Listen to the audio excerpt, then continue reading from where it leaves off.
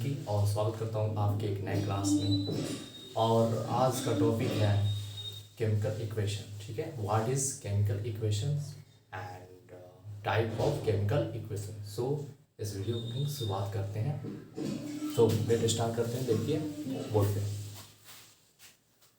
Chemical equation. What is a chemical equation. Chemical equation क्या होता है, ठीक है।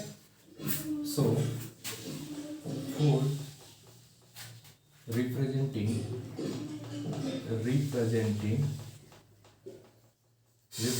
a chemical chemical reaction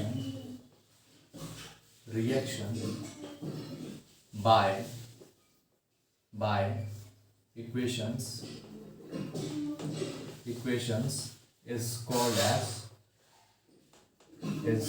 as chemical equations. Okay, अर्थात कहने का मतलब यही है कि जिस इक्वेशन से केमिकल रिएक्शन को रिप्रेजेंट करते हैं उस इक्वेशन को कहते वक्त क्या बोलते हैं। कहने का मतलब है जिस इक्वेशन से केमिकल रिएक्शन को रिप्रेजेंट करते हैं उस इक्वेशन को केमिकल इक्वेशन कहा जाता है। ठीक है, एक बार और रिपीट करता हूँ। जिस इक्वेशन से केमिकल रिएक्शन को रिप्रेजेंट करते हैं उस इक्वेशन को केमिकल इक्वेशन कहा जाता है। ठीक है, सो यही लिखा हुआ है। और एग्जांपल देता हूँ। जैसे फॉर एग्जांपल किसी केमिकल रिएक्शन को हम रिप्रेजेंट करते हैं, एक इक्वेशन लिखते हैं। देखिए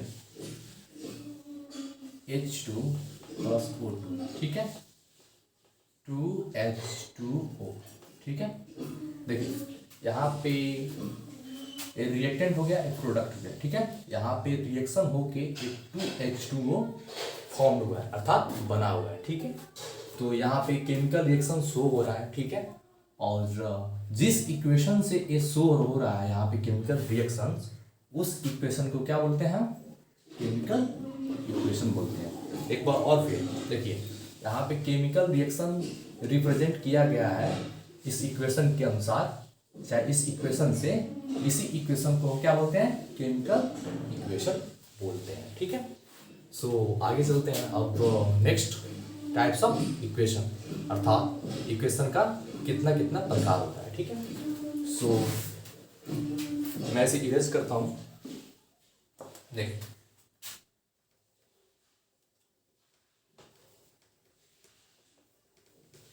इसे मैं इरेज करता हूँ।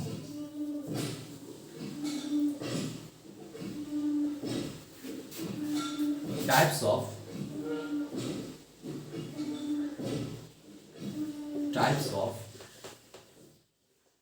Of chemical equation. ओके, इसका दो टाइप्स होता है। ठीक है, एक आपका बैलेंस्ड होता है। ठीक है, बैलेंस्ड केमिकल इक्वेशन। दूसरा होता है अनबैलेंस्ड केमिकल इक्वेशन। सो मैं इसे वन बाय वन करके आपको बताता हूँ। ठीक है, सो देखिए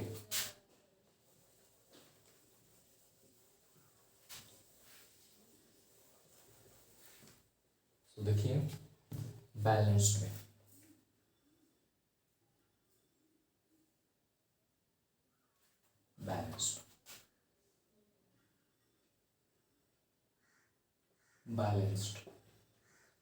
balanced chemical equations.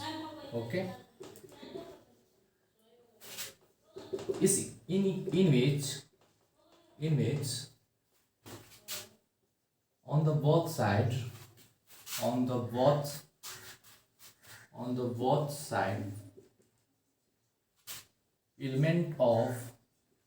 elements of atom will be same,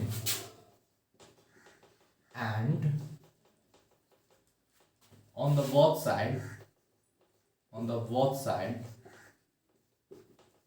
mass will be also same.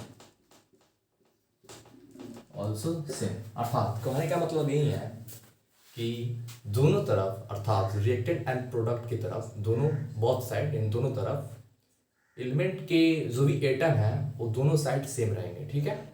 और साथ ही साथ दोनों साइड रिएक्टेंट हो या प्रोडक्ट हो, दोनों का मास भी सेम होगा, ठीक है। ये होगा आपका balanced chemical equation. For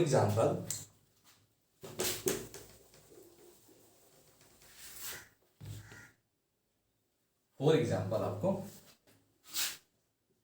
example के लिए N2 प्लस 3H2 और 2NH3, ठीक है, ये आपका रिएक्टेंट हो गया, रिएक्टेंट। ये होगा आपका प्रोडक्ट, ठीक है। देखिए यहाँ पे दोनों तरफ जो भी एटम है उसका वो सेम है या नहीं। देखिए N2 यहाँ पे है, N2 हो गया, ठीक है। यहाँ पे H है 2 3 6, H कितना है 6 है, तो यहाँ देखिए 3 दूना 6, अर्थात दोनों साइड एलिमेंट के एटम सेम है, ठीक है। और देखिए इसको बोलते हैं हम एलिमेंट, ठीक है, इसको भी बोलते हैं हम एलिमेंट, ठीक है, और इसको बोलते हैं हम एलिमेंट। ये जो भी है एलिमेंट बन के कंपाउंड का फॉर्मेशन किया है, और जो है एलिमेंट है, क्योंकि इसमें दूसरा कोई एलिमेंट नहीं है, और दूसरा कोई एलिमेंट आ जाता है तो उसको बोलते हैं कंपाउंड। देखिए इसमें कोई दूसरा एलिमेंट है नहीं ना है, तो इसको बोलते हैं एलिमेंट, ठीक है। इसमें भी नहीं है, लेकिन इसमें देखिए यहाँ पे एन दूसरा आ गया है, दो एलिमेंट है, तो इसको बोलते हैं हम कॉम्बिनेशन के साथ जो भी फॉर्म होता है एलिमेंट, उसको बोलते हैं हम यौगिक, अर्थात कंपाउंड, उसको बोलते हैं हम कंपाउंड। इसमें क्यों, इसमें देखिए इसमें दो एलिमेंट है, तो इसको बोलते हैं दोनों जो दोनों एलिमेंट है वो डिफरेंट है, इसीलिए इसको बोलते हैं हम कंपाउंड, ठीक है, अर्थात यौगिक। इंग्लिश में इसको कंपाउंड बोलते हैं, ठीक है। ये होगा आपका बैलेंस्ड केमिकल इक्वेशंस, ओके। दूसरा चलते हैं अनबैलेंस्ड केमिकल इक्वेशंस, ओके। सो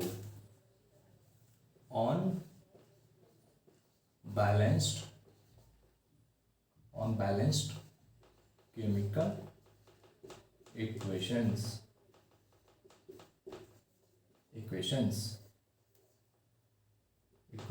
ठीक है, in which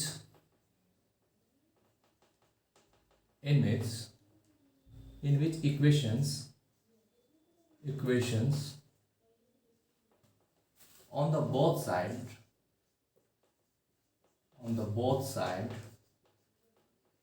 elements of atom will be different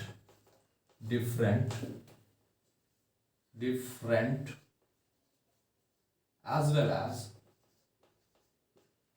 mass also different on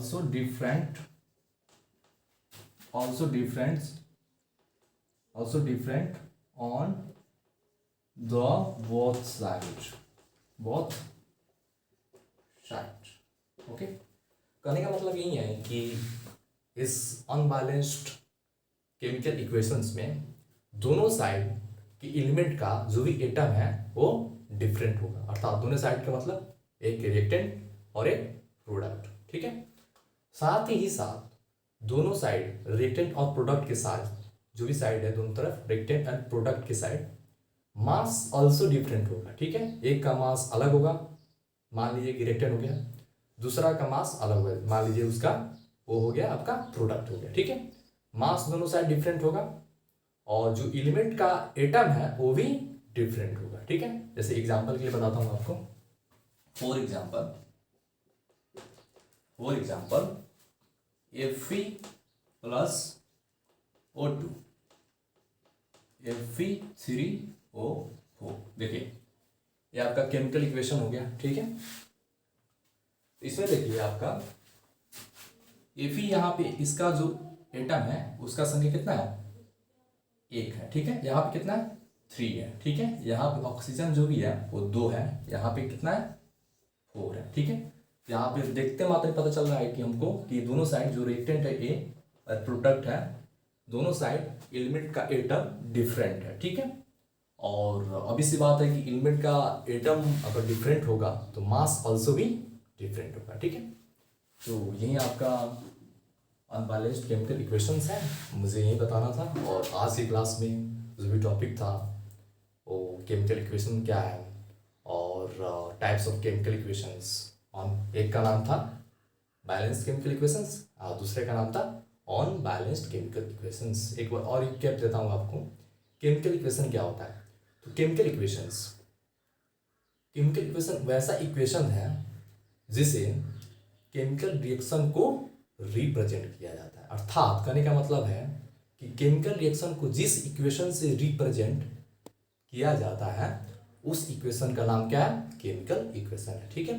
chemical equation दो प्रकार के होते हैं, एक हो गया आपका बैलेंस्ड केमिकल इक्वेशन, दूसरा हो गया आपका on balanced chemical equations. Balanced chemical equation में क्या होता है कि दोनों साइड एलिमेंट के एटम सेम रहेंगे और साथ ही साथ दोनों साइड मास सेम रहेंगे, ठीक है। दूसरा ऑन बैलेंस्ड केमिकल इक्वेशंस, इसमें क्या होता है कि दोनों साइड रिएक्टेंट एंड प्रोडक्ट की साइड एलिमेंट का एटम डिफरेंट रहेंगे, ठीक है, और साथ ही साथ दोनों साइड का मास ऑल्सो डिफरेंट होगा, ठीक है। सो आज की वीडियो में बस इतना ही, मिलते हैं अगले वीडियो में, तब तक के लिए धन्यवाद, थैंक यू, अंत तक बने रहने के लिए। सो धन्यवाद, थैंक यू, बाय बाय।